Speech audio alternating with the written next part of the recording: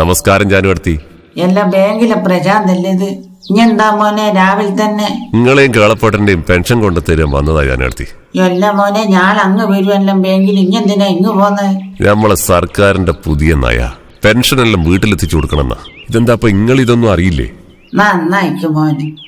കഴിഞ്ഞല്ലോ കേളപ്പാട്ടം പെൻഷൻ വാങ്ങാൻ പോയിട്ട് സ്റ്റെപ്പ് കാരുമല്ലേ മോനെ ഉരുണ്ടട്ടി വീണ് വിചാരിക്കുമ്പോ ഇപ്പൊ സങ്കട. എന്നിട്ട് കേളപ്പാട്ടൻ എന്തെങ്കിലും പറ്റിയാ? ഒന്നും പറ്റിയില്ല മോനെ. പിന്നെന്തിനാ അപ്പൊ നിങ്ങളിങ്ങനെ സങ്കടപ്പെടുന്നത്? അതല്ല, കേളപ്പാട്ടം വീന്ന ഞാൻ ഇതുവരെ കണ്ടിട്ടില്ല. അയ്യ സങ്കട. നിങ്ങളൊരു വല്ലാത്ത സാധനം തന്നെ. അല്ല മോനെ, ഇതുപോലെ തന്നെ നമ്മളെ ഗവൺമെന്റ് കോഴിക്കോട് ജില്ലക്ക് വേണ്ടിട്ട് എന്തെങ്കിലും ചെയ്തിനാ? പിന്നെ ചെയ്യാണ്ടെന്താ ജാനുവർത്തി? കേരളത്തിലെ ആദ്യത്തെ ബയോഡീസൽ പമ്പ് തൊട്ടിൽപ്പാലത്ത് സ്ഥാപിച്ച് ഗതാഗത കുരുക്കിനൊരു വലിയ പരിഹാരമായിട്ടാണ് പന്നിയങ്കര റെയിൽവേ മേൽപ്പാലം വന്നത്. 321 പേർക്ക് ഒരുമിച്ച് PSC പരീക്ഷ എഴുതാൻ സൗകര്യമുള്ള PSC ഓൺലൈൻ പരീക്ഷാ കേന്ദ്രം. സംസ്ഥാനത്ത് തന്നെ ഏറ്റവും വലിയ കേന്ദ്രമല്ലേ? തിരുവങ്ങൂര് കാലിത്തീറ്റ ഫാക്ടറി, കോഴിക്കോട് സൈബർ പാർക്ക്. ജില്ലാ കളക്ടറുടെ നേതൃത്വത്തിൽ മുഖ്യമന്ത്രിയുടെ ജനസമ്പർക്ക പരിപാടി നടന്നില്ലേ?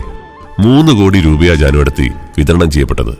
മിഠായി തെരുവിന്റെ സൗന്ദര്യവൽക്കരണ പരിപാടി ഏറെ നാളത്തെ കാത്തിരിപ്പിനൊടുവിൽ സഫലമായില്ലേ? അങ്ങനെ നീണ്ടു കിടക്കല്ലേ ജാനുവർത്തി നമ്മളെ സർക്കാർ ചെയ്ത നല്ല നല്ല കാര്യങ്ങള്.